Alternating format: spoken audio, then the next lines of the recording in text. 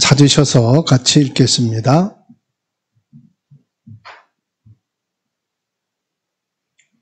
마가복음 2장 18절에서 22절입니다. 요한의 제자들과 바리새인들이 금식하고 있는지라 사람들이 예수께 와서 말하되 요한의 제자들과 바리새인의 제자들은 금식하는데 어찌하여 당신의 제자들은 금식하지 아니하나이까? 예수께서 그들에게 이르시되 혼인집 손님들이 신랑과 함께 있을 때에 금식할 수 있느냐? 신랑과 함께 있을 동안에는 금식할 수 없느니라. 그러나 신랑을 빼앗길 날이 이르리니 그 날에는 금식할 것이니라. 생배 조각을 낡은 옷에 붙이는 자가 없나니 만일 그렇게 하면 기운 새 것이 낡은 그것을 당기어 헤어짐이 더하게 되느니라. 새 포도주를 낡은 가죽 부대에 넣는 자가 없나니 만일 그렇게 하면 새 포도주가 부대를 터뜨려 포도주와 부대를 버리게 되리라. 오직 새 포도주는 새 부대에 넣느니라 하시니라. 아멘. 오늘 요한의 아들 제자들, 세례 요한의 제자들과 바리새인 제자들이 금식을 하고 있는데 예수님의 부름받은 제자들 금식을 하지 않고 있습니다. 이 금식에 대해서 지금 예수님께 질문을 하고 있죠. 예수님은 거기에 대해서 말씀을 하고 있어요. 그래서 말씀을 통해서 예수님이 말씀하신 금식은 어떤 금식이냐 하는 제목입니다. 흔히 사람들이 금식을 할 때는 언제 하십니까? 여러분 금식해 보셨습니까? 먹는 것도 바쁜데 언제 금식하겠냐 이런 얘기들 하겠죠. 근데 사람이요 금식한다 그럴 때는 금식할 만큼의 심각한 문제가 있다는 거지요. 사람이 감당할 수 없는 위기를 처했을 때 금식을 하는 것을 보게 됩니다. 물론 금식에는 여러 가지가 있더라고요. 치유를 목적으로 병원에서 굶게 하는 금식도 있어요. 또 음식을 먹을 수 없는 병에 걸린 분들이 또 금식하는 경우도 있어요. 어떤 경우는 식음을 전폐해야 될 만큼 아주 중대한 위기와 어려움 속에 있을 때 하는 금식도 있습니다. 그러면 하나님께서 말씀하시는 금식은 어떤 것이 있을까요? 오늘 요한의 제자들과 바리새인의 제자들은 금식하는데 어찌 당신의 제자들은 금식하지 아니하니까 18절에 말하고 있어요. 이 금식은 이스라엘 민족들이 속죄일에만 금식을 한 것을 구약 성경을 통해서 확인하게 됩니다. 레위기 16장 29절에 너희는 영원히 이 규례를 지킬지니라. 일곱째 달 곧 그 달 10일에 너희는 스스로 괴롭게 하고 아무 일도 하지 말되 본토인이든지 너희 중에 거류하는 거류민이든지 그리하라. 너희 몸을 스스로 괴롭게 하여서 금식을 하라 말씀하시. 이 레위기는 이스라엘 백성들이 애굽의 노예로 있다가 유월절 양을 잡고 출애굽을 하죠. 그리고 광야길을 가기 위해서 지금 가나안을 향해서 가나안을 가고 있는 것입니다. 그때에 금식을 하여 너 자신을 스스로 괴롭게 하라. 그리고 아무 일도 하지 말라. 이때 금식은요, 너희가 노예되었던 애굽에서 출애굽을 하게 된 그 원인이 뭐냐? 유월절 양의 피를 바름으로 출애굽을 하지 않았느냐. 그래서 너희는 그 유월절을 잊지 말으라 이 말이에요. 너희가 애굽에서 해방되어진, 너희가 구원받게 된 그 사실을 기억하기 위해서 금식을 선포하고 너희 스스로를 괴롭게 함으로 우리가 빠져나올 수 없는 이 노예에서 완전히 사단과 하나님 떠나 있는 그 죄에서 벗어나게 되어진 것이 어린 양이신 예수님이 죽으시고 피를 흘리심으로 내가 이루어졌구나. 이것을 기억하고 금식을 하라고 말씀하셔요. 그리고 두 번째로는 스가랴 8장 9절입니다. 바벨론의 포로가 되어진 이후에 1년에 4번씩 금식한 것을 보게 됩니다. 그 금식의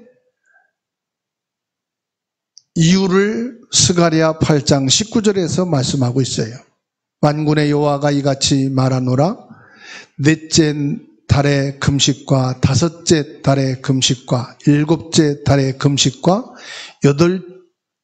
열째 달의 금식이 변하여 유다 족속에게 기쁨과 즐거움과 희락의 절기들이 되리니 오직 너희는 진리와 화평을 사랑할지니라.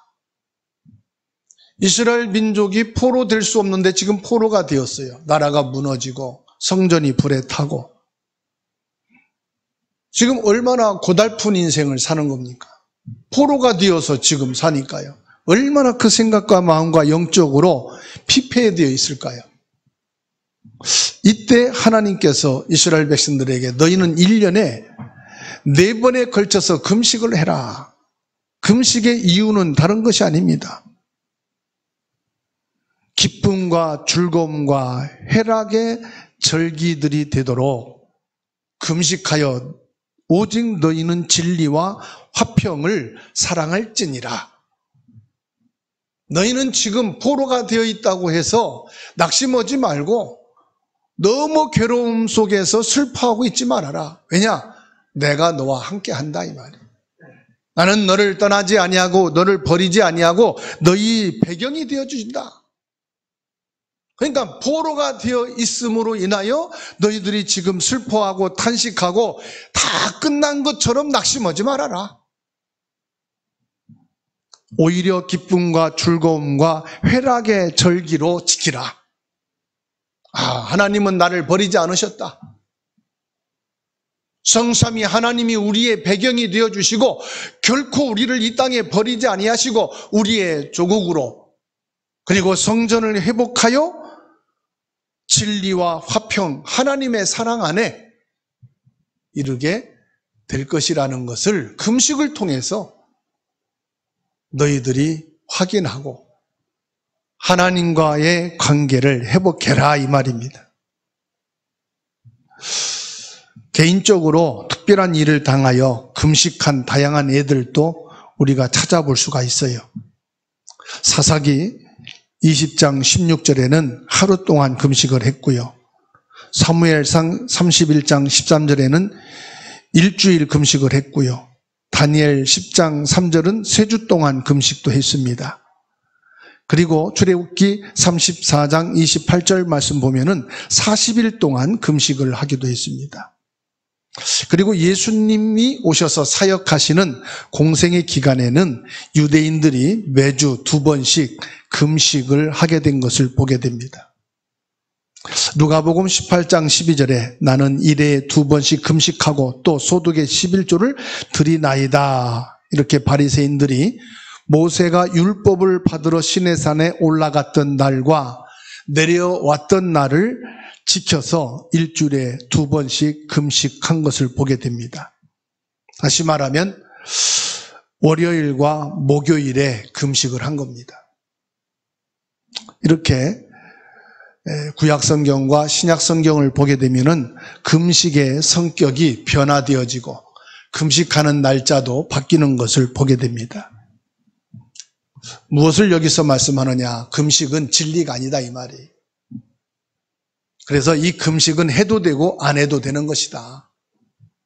금식이 그렇게 중요한 것이 아니다. 그런데 사람들은 금식을 되게 중요하게 여기고 신성시하고, 예를 들어서 일주일 금식했다 그러면 새로 봅니다. 40일 금식했다, 와, 성령 충만하고 뭐 대단한 능력을 받은 것처럼 그렇게 생각을 해요. 한 번은 신학을 졸업을 하고 이제 목회를 시작을 하게 되는데, 한 동기 목사님이 전화가 왔어요. 어느 기도원에서 기도를 시작했다는 거예요. 무슨 기도를 합니까? 그랬더니 금식 기도를 하는데 한 일주일만 해보려고 한다고 그래요. 근데 일주일 지났는데 또 전화가 왔어요. 한 20일은 해야 될 것 같다고. 그럼 한 번에 20일을 하지 뭐 그냥 일주일 했다가 또 20일 있다가 하느냐 했더니 또 전화가 왔어요. 20일을 하다 보니까 한 김에 40일을 한번 해야 되겠다고. 그래서 내려가 봤어요. 그랬더니 40일 동안 금식하고 있으니까 뭐 몰골이 아무것도 아니지.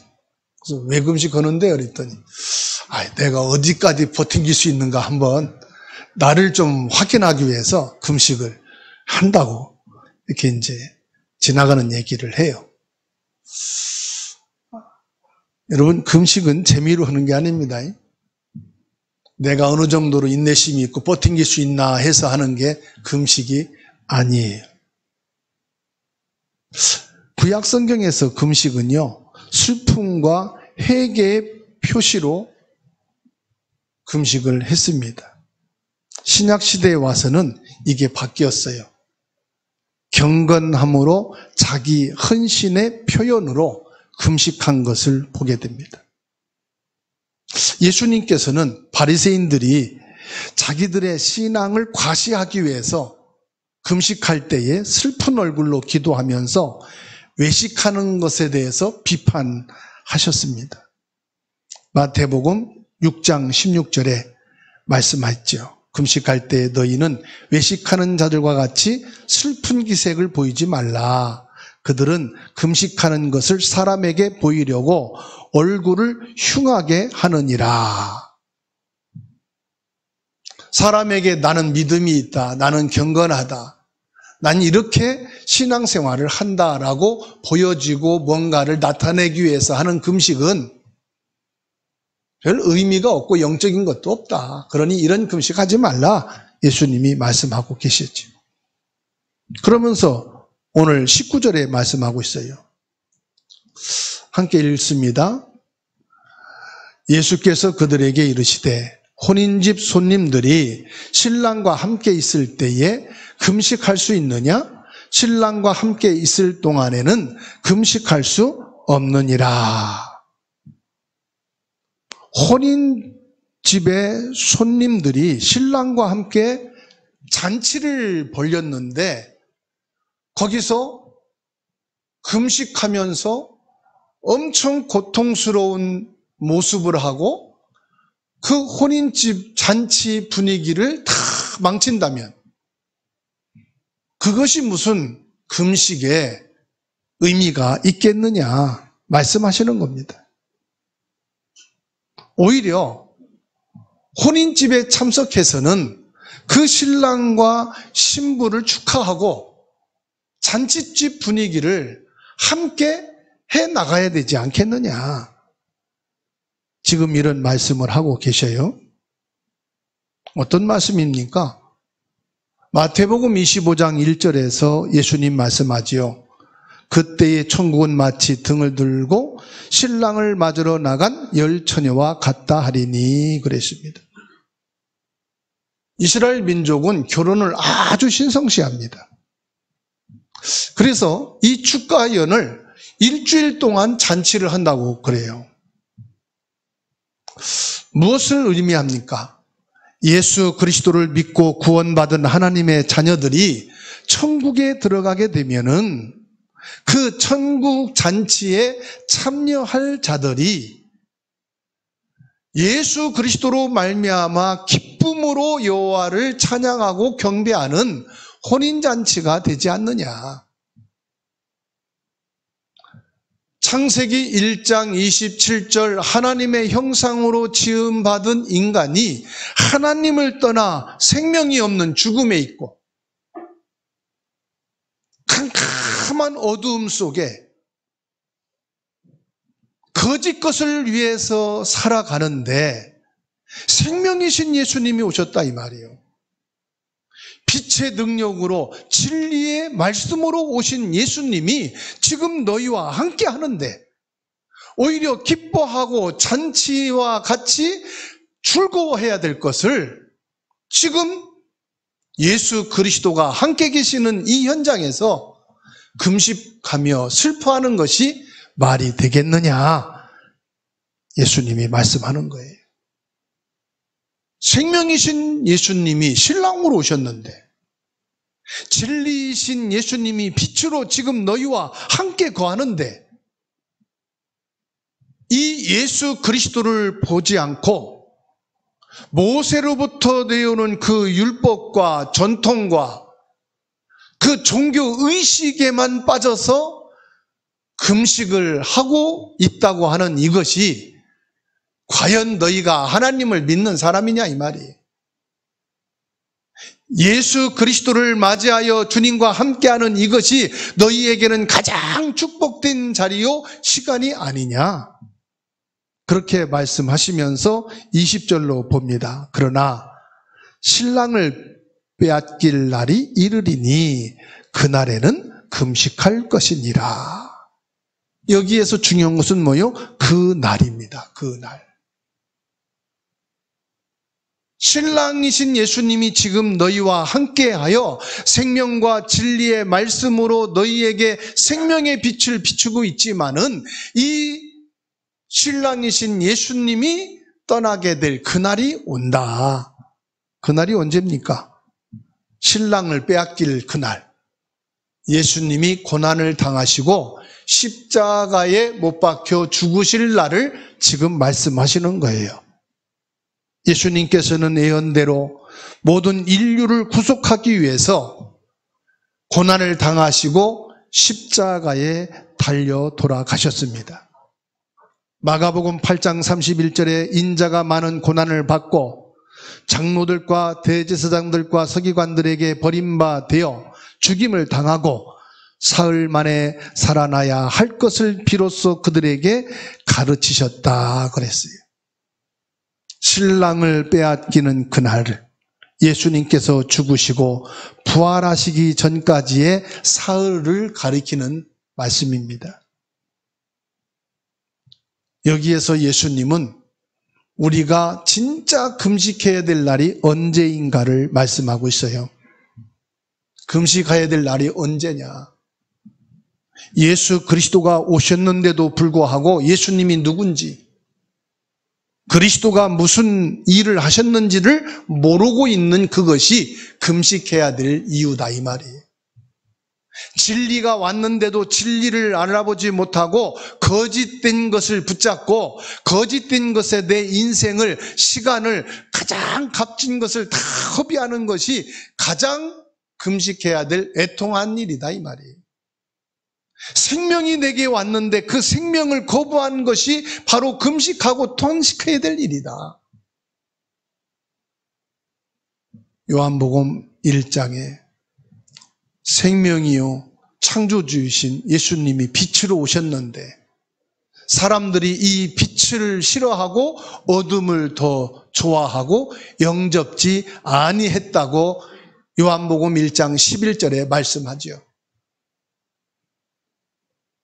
생명의 빛 되신 예수 그리스도, 사망에서 생명으로 나를 옮기신 예수 그리스도, 무엇을 먹을까 마실까 의식주만을 위해서, 성공만을 위해서 살아가는 이 땅에서 진리로 오신 예수 그리스도를 알아보지 못하고 거부하고 있는 이것이 금식해야 될 참된 이유다 말씀하고 계시는 것입니다.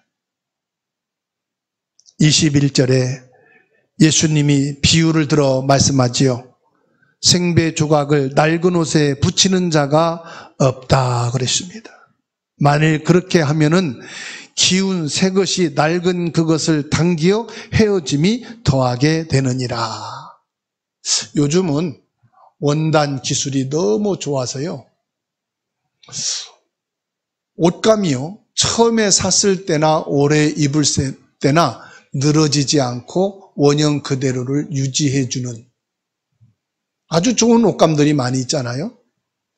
옛날 어른들이 입었던 베옷은요, 직접 농사를 짓고 그 가죽을 벗겨서, 껍데기를 벗겨서 제조해가지고 만든 옷이 베옷이에요.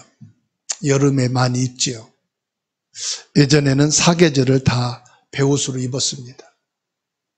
이 베옷은요, 오래 입으면 오래 입을수록 낡아지고 늘어나요. 그래서 쭉 처져버려요. 만일에 이 베옷이 처지고 늘어나져 있는데 새 베옷을 오려가지고 헌옷에다가 깃게 되면은 이 새 베옷이 잡아당기는 이렇게 신축성이 있어요. 그러다가 보니까 옷이 찢어져요. 서로 당기니까. 새로운 새 베옷을 찢어가지고 헌옷에 붙여서 깁는 어리석은 자가 있겠느냐, 이렇게 말씀하고 계셔요. 여기에서 낡은 옷을 뭘 말하느냐? 하나님이 주신 율법을 말하는 거예요. 모세의 율법. 이 모세의 율법을 가지고 인간적으로 해석하고요, 문자적인 수준에 매여 있는 것을 지금 말하고 있는 거예요. 이 모세를 통해서 주어진 율법을 인간적으로 문자적으로 해석을 해서 이것과 복음을 가지고 예수 그리스도를 증거한다면 이게 맞지 않지 않느냐. 여기서 참뜻은 뭐냐? 그리스도의 복음과 유대교의 전통이 어찌 조화를 이룰 수 있겠느냐 하는 말씀입니다. 즉 금식이라는 것을 가지고 신랑이신 예수님이 오신 이 복음을 기쁨으로 믿고 살아가야 될 성도들하고는 이게 합당하지 않은 것이다. 그래서 금식이라는 굴레에 매이는 자가 되지 말아라. 여러분들이 신앙생활을 하다 보면 극한 상황, 어려움, 내 힘으로 감당할 수 없는 힘든 때가 있어요. 그때 여러분 생각에 스쳐 지나가는 것이 성경에 나오니까 금식이라는 얘기가 나오잖아요. 아, 금식 기도해야 되나? 이런 생각할 때가 있어요. 아, 내가 죄를 많이 짓고 잘못한 게 많아서 금식 회개해야 되나? 이런 마음이 들을 때가 있어요. 왜 그러냐? 율법의 조문에 보면은 금식이라는 단어가 나오니까 의뢰이 그런 생각이 있을 수 있겠지요. 그러나 금식의 참된 목적은 그런 의미가 아니다, 이 말이에요. 그래서 여러분들이 힘들고 위기, 그리고 내가 감당할 수 없는 문제가 생겼다고 해서 금식 기도를 한다, 금식을 하면 하나님이 기도를 들어주신다 라고 하는 생각보다는 이것을 예수 그리스도의 복음으로 생각을 하고, 내가 예수 그리스도에 대한 믿음이 약해지고 생명과 진리의 복음보다는 세상과 육신의 것에 내가 치우쳐서 살아온 결과로 되어진 것이니 내가 그리스도의 복음을 회복하고 참된 믿음 안에서 진리를 따라가야 되겠다는 중요한 깨달음과 기도가 있게 되기를 바랍니다. 22절에 예수님은 새 포도주를 낡은 가죽 부대에 넣는 자가 없다, 이렇게 말씀하시지요. 새 포도주를 낡은 가죽 부대에 넣는 일이 없다. 이 말씀은 예수님께서 사역하시는 첫 사역이 가버나움 회당에서 있었지요. 거기서 귀신이 떠나가고 병자들이 낫게 됐습니다. 1장 27절에 사람들이 말합니다. 예수님의 가르침에 대해 권위 있는 새 교훈이라고 말했습니다.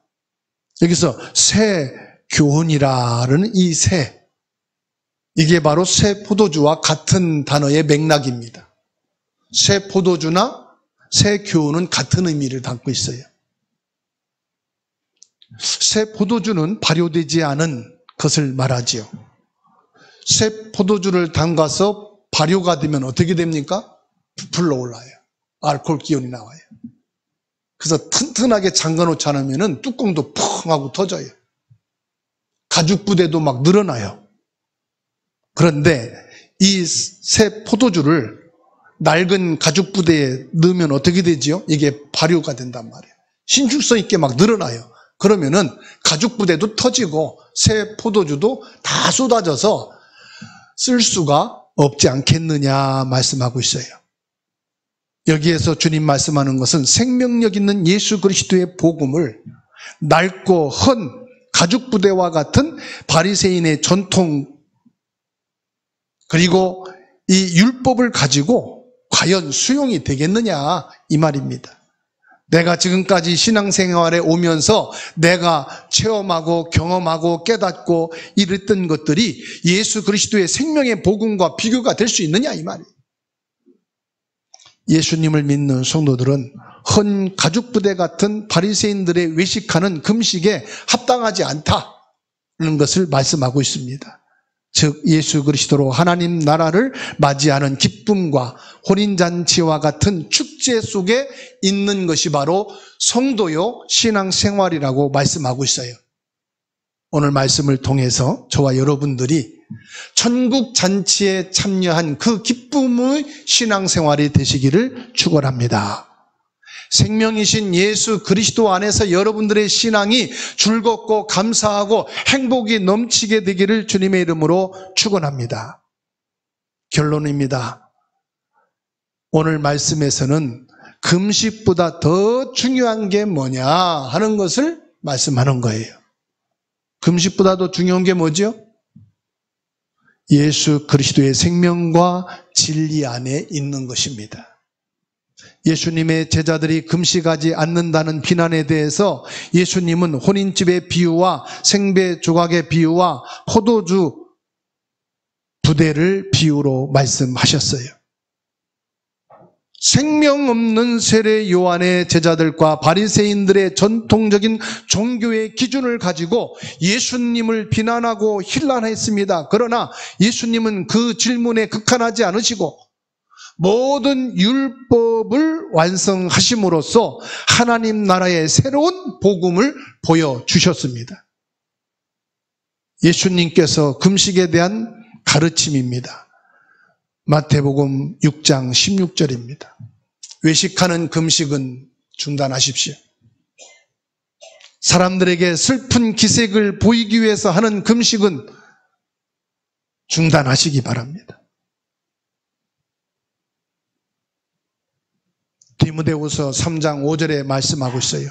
경건의 모양은 있으나 경건의 능력은 부인하는 자다. 금식하는 걸 보면은 경건의 모양이 하나님께 탄식하며 기도하는 모습을 보면은 경건의 모양은 있어요. 그런데 이 사람 내면 속에는 경건의 능력이 없다. 경건의 능력은 뭐냐? 예수 그리스도의 생명과 복음의 축복입니다. 예수님은 외식적인 금식을 경계하고 하나님께 보이는 겸손한 금식을 가르치고 있습니다. 금식은 개인의 경건입니다. 그러나 하나님과의 깊은 교제의 시간을 갖기 위한 아주 필요한 부분이죠. 그렇다면 성경에서는 하나님이 기뻐하는 금식이 무엇이냐 정확하게 말씀해 주고 있습니다. 찾아서 함께 읽습니다. 이사야 58장 6절 7절입니다. 이사야 58장 7절, 6절, 7절 찾아서 다 같이 읽습니다. 시작. 내가 기뻐하는 금식은 흉악의 결박을 풀어주며 멍에의 줄을 끌어주며 압제당하는 자를 자유하게 하며 모든 멍에를 꺾는 것이 아니겠느냐. 또 줄인 자에게 내 양식을 나누어 주며 유리하는 빈민을 집에 들이며 헐벗은 자를 보면 입히며 또 내 곤욕을 피하여 스스로 숨지 아니하는 것이 아니겠느냐. 하나님이 기뻐하는 금식은 뭐예요?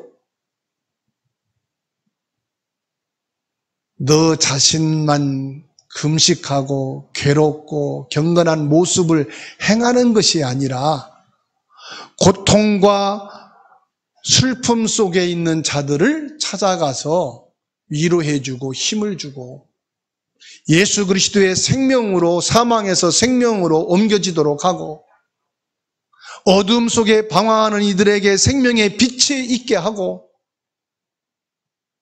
거짓된 세상과 육신 썩어질 것 한계가 올 수밖에 없고 결국은 다 없어질 것에 속지 말고 참된 진리를 깨닫고 진리 속에 있도록 하는 것이 참된 금식이다. 하나님이 기뻐하는 금식이라고 말씀하고 있습니다.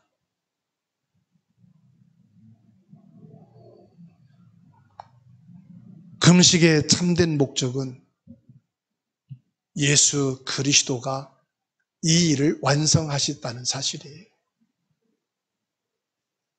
내 힘으로는 불가능합니다. 그래서 나의 모든 것을 내려놓고 예수 그리스도가 뭐가 되어야 됩니까? 주인이 되어야 하는 겁니다. 하나님이 기뻐하는 금식은 단순한 음식을 절제하는 것을 넘어서서 생명이신 예수 그리스도를 누리는 것이다. 생명이신 예수 그리스도가 주인 되는 것이다. 하나님이 원하시는 금식이 있어요. 요나서 3장을 찾아서 한 번 더 읽습니다. 요나서 3장 7절에서 10절까지를 같이 읽겠습니다.